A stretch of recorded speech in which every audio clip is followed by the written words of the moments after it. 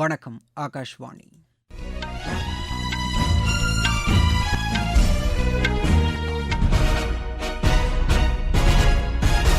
செய்திகள் வாசிப்பவர் பாலசுப்ரமணிய கன்னியப்பன். தலைப்புச் செய்திகள்: 2026ஆம் ஆண்டு மார்ச் மாதத்திற்குள் சத்தீஸ்கர் மாநிலத்தை நக்சலைட் தீவிரவாதிகள் இல்லாத மாநிலமாக்க மத்திய அரசு உறுதி பூண்டுள்ளதாக உள்துறை அமைச்சர் திரு அமித்ஷா தெரிவித்துள்ளார். காசநோய் ஒழிப்பில் விழிப்புணர்வும் பொதுமக்கள் பங்கேற்பும் அவசியம் என மக்களவைத் தலைவர் திரு ஓம் பிர்லா வலியுறுத்தியுள்ளார். பொதுத்துறை வங்கிகள் 2023-24ஆம் நிதியாண்டில் 1,41,000 கோடி ரூபாய் நிகர லாபம் ஈட்டியுள்ளதாக மத்திய நிதியமைச்சகம் தெரிவித்துள்ளது.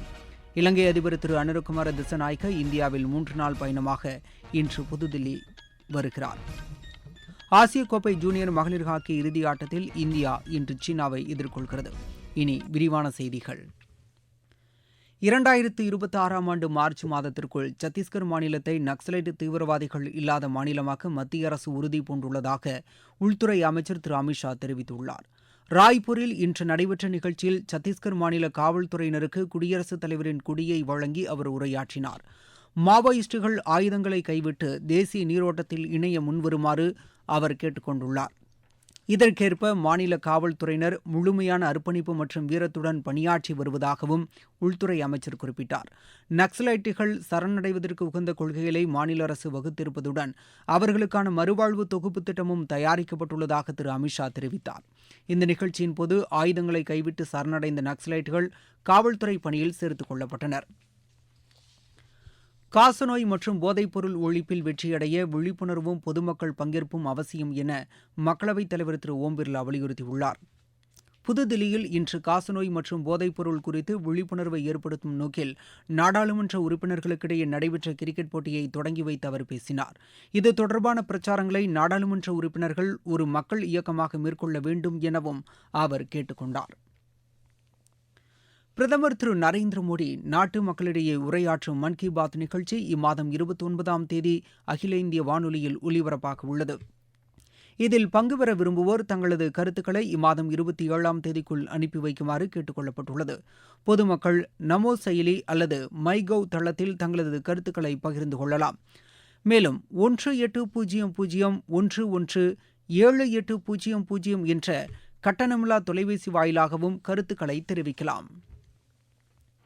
மத்திய பிரதேச மாநிலம் குவாலியரில் அமைக்கப்பட்டுள்ள புவி அறிவியல் அருங்காட்சியகத்தை குடியரசு துணைத் தலைவர் திரு ஜெகதீப் தங்கர் இன்று தொடங்கி வைத்தார். புவி அறிவியல் கல்வியில் சிறந்த மையமாக உருவெடுக்கும் வகையில் இந்த நவீன அருங்காட்சியகம் அமைக்கப்பட்டுள்ளது. மேலும் அங்குள்ள ஜிவாஜி பல்கலைக்கழக வளாகத்தில் அமைக்கப்பட்டுள்ள மகாராஜா ஜிவாஜிராவ் சிந்தியாவின் உருவச்சிலையையும் குடியரசு துணைத் தலைவர் திறந்து வைத்தார். மாநில ஆளுநர் திரு மங்குபாய் பட்டேல், முதலமைச்சர் திரு மோகன் யாதவ், மத்திய அமைச்சர் திரு ஜோதிராதித்ய சிந்தியா உள்ளிட்டோர் இந்நிகழ்ச்சியில் கலந்து கொண்டனர். இந்தியாவை வளர்ச்சியடைந்த நாடாக மாற்றுவதற்கு மத்திய மாநில அரசுகளின் அனைத்து துறைகளும் ஒருங்கிணைந்து பாடுபட வேண்டும் என மத்திய அறிவியல் தொழில்நுட்பத்துறை இணையமைச்சர் திரு ஜிதேந்தர் சிங் வலியுறுத்தியுள்ளார்.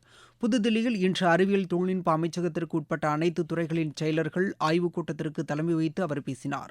புதிய கண்டுபிடிப்புகளை மேற்கொள்வதில் மாநில அறிவியல் குழுக்கள் முக்கிய பங்கு வகிக்க வேண்டும் எனவும் அவர் வலியுறுத்தினார். தனித்துவமான சவால்களை எதிர்கொள்ள உள்ளூர் அளவில் நிபுணத்துவத்தை வளர்ப்பதுடன் மாணவர்களிடையே அறிவியல் உணர்வை வளர்ப்பதிலும் மாநில அரசுகள் கவனம் செலுத்த வேண்டும் என்றும் திரு ஜிதேந்தர் சிங் கேட்டுக் கொண்டார். நீர்வழி சரக்கு போக்குவரத்தை அதிக அளவில் மேற்கொள்ள முன்வருமாறு மத்திய துறைமுகங்கள், கப்பல் மற்றும் நீர்வழி போக்குவரத்து துறை அமைச்சர் திரு சர்பானந்த சோனோவால் கேட்டுக் கொண்டுள்ளார். கொல்கத்தாவில் செய்தியாளர்களிடம் பேசிய அவர், நீர்வழி சரக்கு போக்குவரத்திற்கு அளிக்கப்படும் 35% ஊக்கத்தொகையை பயன்படுத்தி சுற்றுச்சூழலுக்கு உகந்த சரக்கு போக்குவரத்தை மேற்கொள்ள வேண்டும் என்றார். சரக்கு போக்குவரத்தை அதிகரிக்காமல் நாட்டில் மாற்றத்தை ஏற்படுத்த முடியாது என பிரதமர் திரு நரேந்திர மோடி கூறியிருப்பதையும் அவர் சுட்டிக்காட்டினார். எனவே சீர்திருத்தம், செயல்பாடு மற்றும் மாற்றத்தை ஏற்படுத்த அனைவரும் ஒத்துழைக்க வேண்டும் எனவும் திரு சர்பானந்த சோனோவால் வலியுறுத்தினார். ஒடிசா மாநிலத்தில் வனப்பரப்பு 36% அதிகரித்துள்ளது என மத்திய கல்வித்துறை அமைச்சர் திரு தர்மேந்திர பிரதான் கூறியுள்ளார். சம்பல்பூரில் வனத்துறை அதிகாரிகளின் மாநாட்டில் பங்கேற்ற பின்பு செய்தியாளர்களிடம் பேசிய அவர், சுற்றுச்சூழலுக்கு உகந்த வாழ்க்கை முறையை பின்பற்றுவதற்கான லைஃப் இயக்கத்தை மேற்கொள்ள பிரதமர் திரு நரேந்திர மோடி அழைப்பு விடுத்திருப்பதை சுட்டிக்காட்டினார். மேலும் அன்னையின் பெயரில் ஒரு மரக்கன்று நடுவதற்கும் பிரதமர் அழைப்பு விடுத்திருப்பதை அவர் நினைவு கூர்ந்தார்.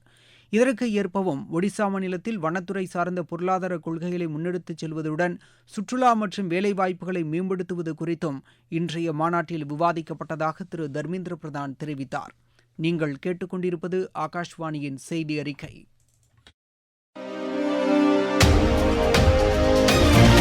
மூன்றாம் முறை மோடி அரசின் முதல் 100 நாள் சாதனைகள். பிரதமரின் வீட்டு வசதி திட்டத்தின் கீழ் கூடுதலாக 3 கோடி வீடுகள் கட்ட திட்டம். முத்ரா கடனுதவி திட்டத்தின் கீழ் மகளிர் தொழில் முனைவோர்களை உருவாக்க வேண்டும் என்ற நோக்கில் கடன் உச்சவரம்பு 20 லட்சம் ரூபாயாக உயர்வு. 4 லட்சத்திற்கும் மேற்பட்ட மகளிர் சுய உதவி குழுக்களுக்கு 2500 கோடி ரூபாய் சுடல் நிதி.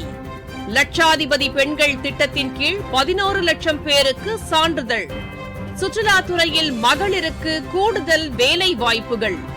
மகளிர் வாங்கும் சொத்துகளுக்கு பத்திரப்பதிவு கட்டணத்தை குறைக்க மாநில அரசுகளுக்கு ஊக்கம். 7 லட்சம் ரூபாய் வரை வருமானம் உள்ளவர்களுக்கு வரி விலக்கு. வளர்ச்சியடைந்த இந்தியாவிற்கான பயணத்தில் மோடி அரசு. தொடரும் மக்கள் நலத்திட்டங்கள். நாட்டில் உள்ள பொதுத்துறை வங்கிகள் 2023-24 நிதியாண்டில் சுமார் 1,41,000 கோடி ரூபாய் அளவிற்கு நிகர லாபம் ஈட்டியுள்ளதாக மத்திய நிதியமைச்சகம் தெரிவித்துள்ளது. அதேவேளையில் இந்த வங்கிகளின் மொத்த வாராக்கடன் 3.12% அளவிற்கு குறைந்துள்ளதாகவும் தெரிவிக்கப்பட்டுள்ளது. கடந்த 3 ஆண்டுகளில் பொதுத்துறை வங்கிகள் தங்களது பங்குதாரர்களுக்கு ஈவுத்தொகையாக 62,000 கோடி ரூபாயை வழங்கியுள்ளன. வங்கிகளின் செயல்திறன் மேம்பாட்டு வலுவான மூலதன அடித்தளம் உருவானதன் காரணமாகவே பொதுத்துறை வங்கிகள் இந்த சாதனையை படைத்துள்ளதாக நிதியமைச்சகம் பாராட்டு தெரிவித்துள்ளது. மகாராஷ்டிரா மாநிலத்தில் முதலமைச்சர் திரு தேவேந்திர பட்னவிஸ் தலைமையிலான அமைச்சரவை இன்று விரிவுபடுத்தப்பட்டது. அம்மாநிலத்தில் அண்மையில் நடைபெற்ற சட்டமன்ற தேர்தலில் பிஜேபி தலைமையிலான மகாயுதி கூட்டணி அமோக வெற்றி பெற்றதை அடுத்து கடந்த 5ஆம் தேதி திரு தேவேந்திர பட்னவிஸ் முதலமைச்சராகவும் சிவசேனாவைச் சேர்ந்த திரு ஏக்நாத் ஷிண்டே தேசியவாத காங்கிரஸைச் சேர்ந்த திரு அஜித் பவார் ஆகியோர் துணை முதலமைச்சர்களாகவும் பொறுப்பேற்றனர். இந்நிலையில் அம்மாநில அமைச்சரவை இன்று விரிவுபடுத்தப்பட்டது.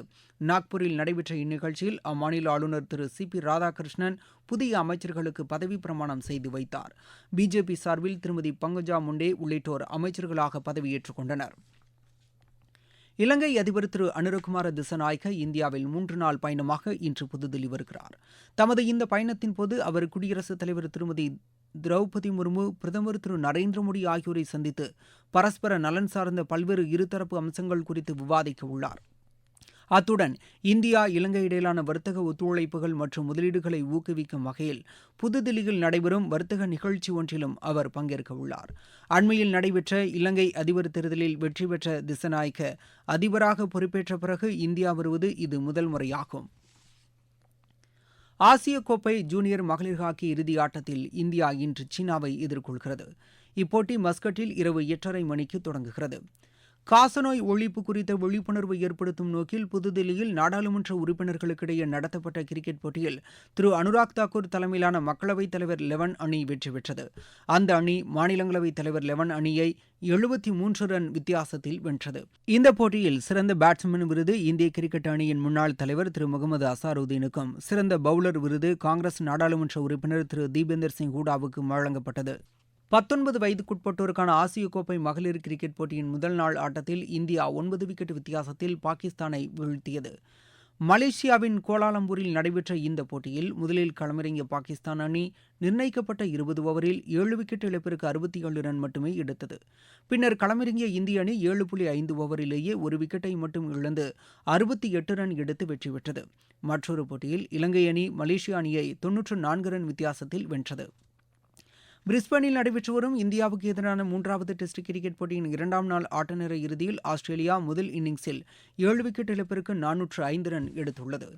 ஷோலாப்பூர் மகளிர் டென்னிஸ் போட்டியில் இந்தியாவின் ஸ்ரீவல்லி ராஷ்மிகா பாமிதிபாதி பட்டம் வென்றார். மீண்டும் தலைப்புச் செய்திகள். 2026ஆம் ஆண்டு மார்ச் மாதத்திற்குள் சத்தீஸ்கர் மாநிலத்தை நக்சலைட் தீவிரவாதிகள் இல்லாத மாநிலமாக்க மத்திய அரசு உறுதி பூண்டுள்ளதாக உள்துறை அமைச்சர் திரு அமித்ஷா தெரிவித்துள்ளார். காசநோய் ஒழிப்பில் விழிப்புணர்வும் பொதுமக்கள் பங்கேற்பும் அவசியம் என மக்களவைத் தலைவர் திரு ஓம் பிர்லா வலியுறுத்தியுள்ளார். பொதுத்துறை வங்கிகள் 2023-24 நிதியாண்டில் 1,41,000 கோடி ரூபாய் நிகர லாபம் ஈட்டியுள்ளதாக மத்திய நிதியமைச்சகம் தெரிவித்துள்ளது. இலங்கை அதிபர் திரு அனுரகுமார திசநாயக்க இந்தியாவில் 3 நாள் பயணமாக இன்று புதுதில்லி வருகிறார். ஆசிய கோப்பை ஜூனியர் மகளிர் ஹாக்கி இறுதி ஆட்டத்தில் இந்தியா இன்று சீனாவை எதிர்கொள்கிறது. இத்துடன் இந்த செய்தி அறிக்கை நிறைவடைந்தது.